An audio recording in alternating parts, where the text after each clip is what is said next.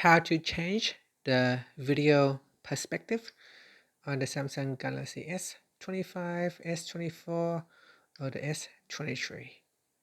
First, let's return back to the home screen. Then open up the Gallery app.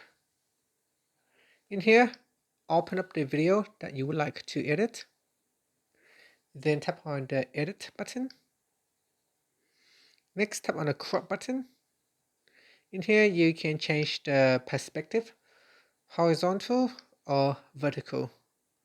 And then using the slider bar here, we can then change the perspective. And that's it. So after that, tap on the play button to have a preview of your video. And then you can also tap on the save button to save the changes. And that's it. Thank you for watching this video.